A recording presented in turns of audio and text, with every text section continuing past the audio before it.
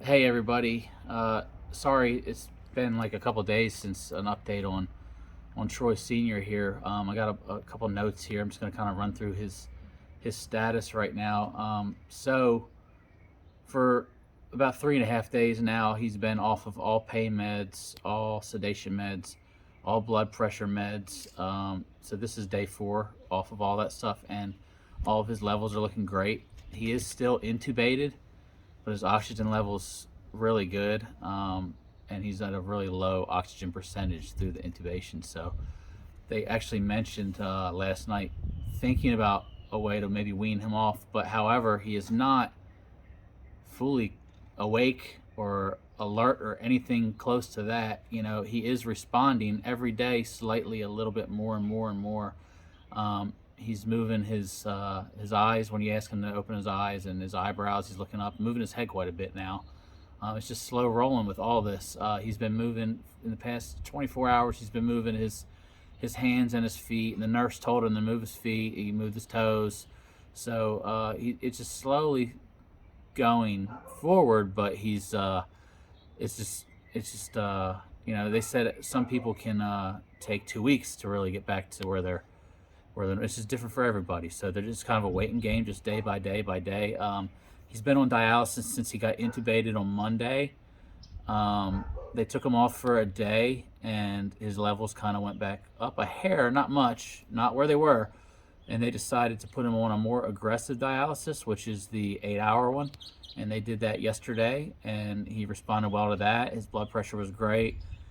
He's responding well to everything they're throwing at him, and he's getting better and better and better. And then they put him back on the dialysis again today for another 8 hours. So he's currently there at the hospital getting dialysis, the 8-hour treatment, which this one is a faster moving process than the other dialysis, which would only take out about 50 milliliters an hour. This one's doing 2 liters per 8 hours, so it's really cleansing his system, and he can handle it.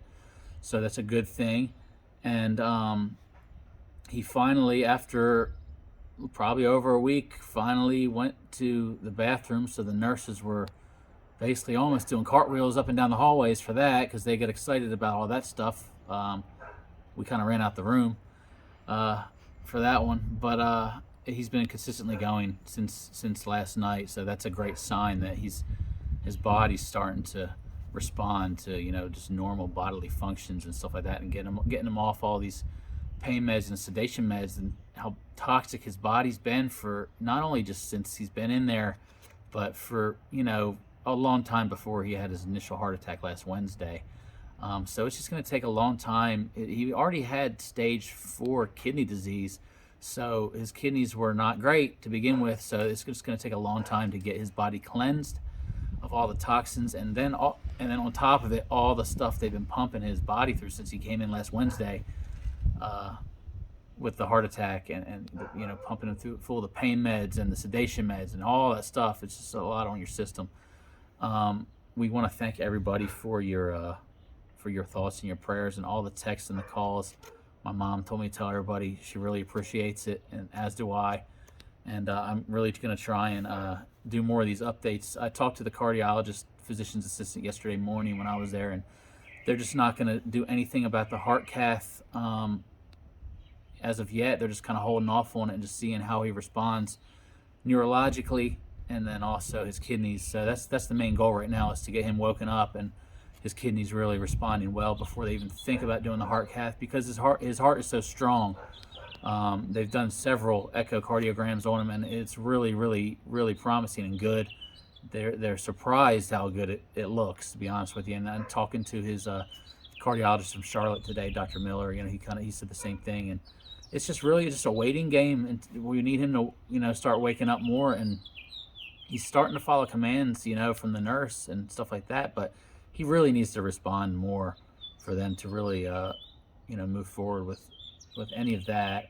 So it's just kind of a day by day thing, and we just go keep checking on him and talking to him, and he's responding to us and all that. So that's a good thing, but he's really, really still seems dopey. Just he got that just dopey-eyed look when he opens his eyes, and so it's obvious that his system still has a lot of that sedation meds in it and all that. So again, we thank you all, and I'm going to hope to update you guys, as much as I can.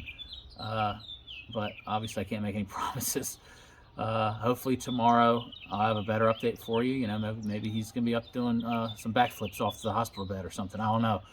But in the meantime, it's just day by day, minute by minute, and he's good. Me and my mom finally got some rest the last day or two, so and able to eat. So we're kind of getting back in the swing of things with that because we feel more comfortable with the progress that he's making. Again, thanks again. Keep praying for him, and you know, I'll if you can still text to call me or and all that, and you know if I don't get to it, I'm sorry, but I'll try to.